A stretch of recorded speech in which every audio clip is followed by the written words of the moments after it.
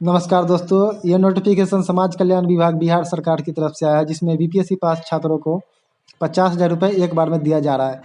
सिर्फ सेवा प्रोत्साहन राशि योजना, प्रोत्साहन राशि एकमुश्त 50,000। बीपीएससी के 67वीं संयुक्त प्रारंभिक प्रतियोगिता परीक्षा में उत्तीर्ण बिहार राज्य के सामान्य एवं पिछड़ा वर्ग की महिला अभ्यर्थी ऑनलाइन आवेदन करें। ऑनलाइन आवेदन करने की अंतिम तिथि 25/12/2022 है।